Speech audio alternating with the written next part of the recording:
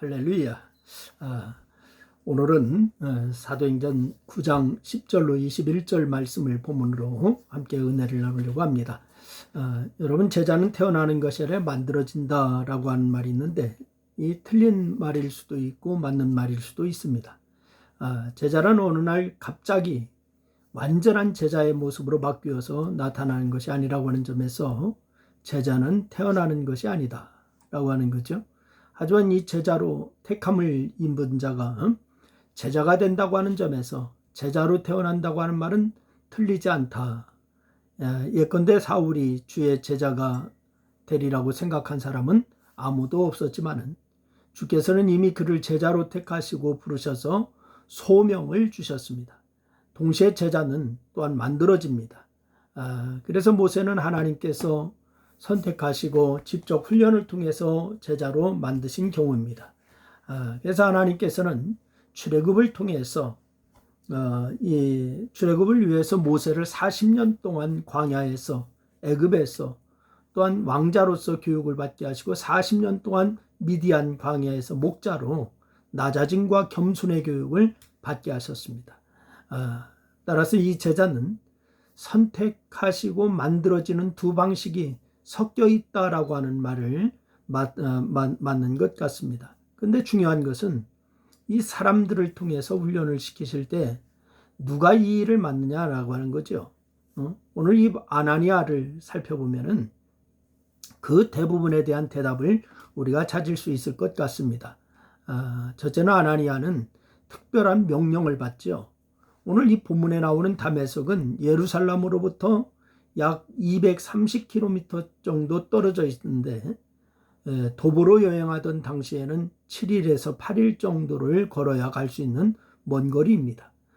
지금 예전에는 서울에서 부산까지, 부산에서 서울을 과거를 보러 올려가면 한 2주 정도를 걸어야 됐다고 하지 않습니까? 그러니까 서울에서 부산까지의 절반의 거리다라고 얘기할 수가 있습니다. 그런데 그렇게 멀리 떨어져 있음에도 불구하고 다메섹에 사는 주의 제자들은 예루살렘에 사는 사울을 잘 알고 있었습니다. 그만큼 사울이 유명했다라고 하는 거죠. 그래서 당시 유명한 학자도 아니고 고위 성직자도 아닌 사울이 이렇게 알려진 것은 그가 교회를 잔멸하려고 하는 일에 앞장선 인물이었기 때문에 그렇습니다. 사도행전 7장 58절 말씀은 사람들이 스데반을 돌로 칠 때에 사울이라고 하는 청년의 발 앞에 옷을 벗어 두었다라고 이렇게 말씀하고 있습니다.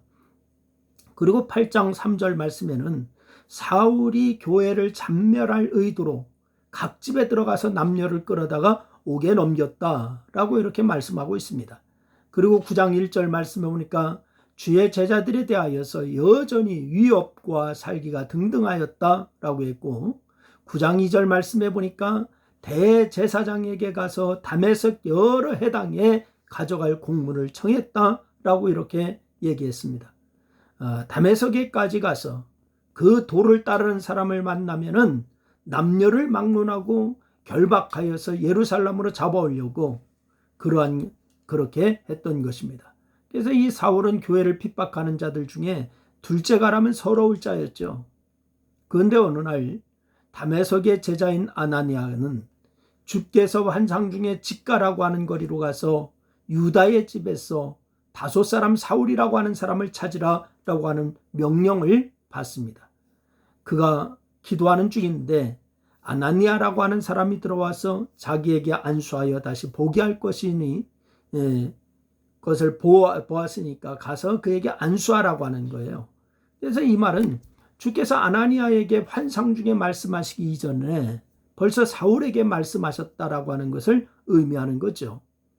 그래서 사울이 누구인지 잘 알고 있었던 아나니아는 그를 찾아가서 안수하라고 하는 말씀에 어떻게 반응하겠습니까? 그래서 이 둘째 아나니아는 믿음으로 사울에게 안수하였어요. 여러분, 아나니아는 경건한 주의 제자였지만은 주께서 사울을 찾아가서 안수하라라고 말씀하신 것에 대해서 도무지 이해할 수가 없었어요. 그래서 아나니아는 주께서 사울에 대하여 여러 사람에게 들었는데 주님께 주님께 말씀하죠. 사울에 대해서 여러 사람에게 들었는데 예루살렘에서 주의 성도들에게 적지 않은 해를 끼쳤다라고 하는 말을 들었습니다. 라고 이렇게 말합니다. 아무도 스데반의 순교와 연관이 있는 것부터 시작해서 교회를 잔멸하려고 했던 행동들, 이런 아무라도 다 알고 있는 그런 상황입니다. 다메섹에 들어온 이유 등 그가 알고 있는 모든 것을 다 주님 앞에 고하지요.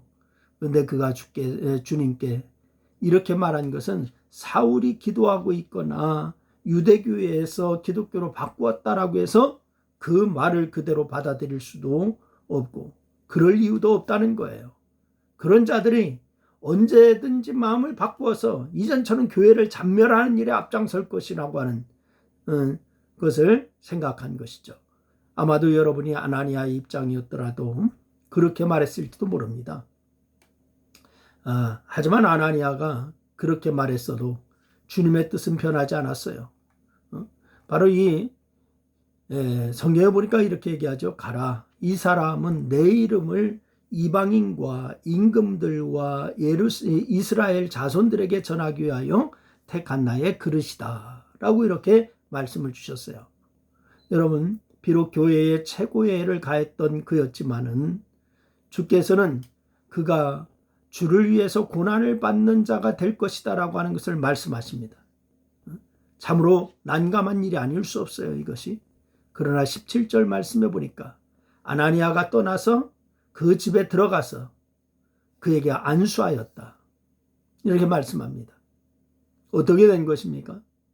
아나니아는 사람들로부터 사울이 어떤 자인지 들어 알았지만은 주께서 그리 말씀하시니 그 말씀을 믿고 순종하기로 작정하고 실행에 옮긴 것입니다. 여러분, 함께하는 제자들이 만류했을 수도 있지만은 주의 말씀에 대한 확고한 믿음이 있었기에 사울을 찾아가 그에게 안수한 것이에요.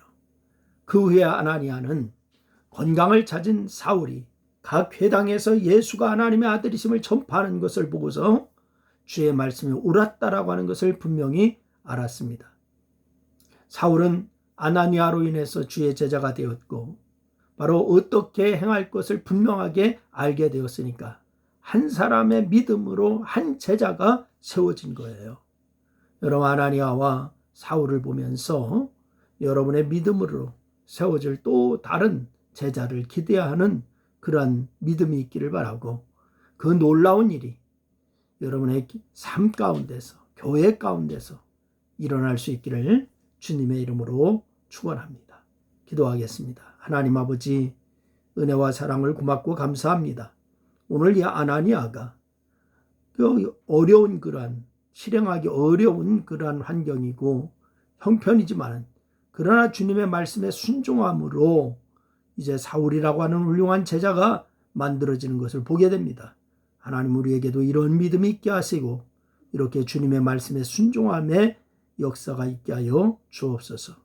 예수님의 이름으로 기도드리옵나이다. 아멘.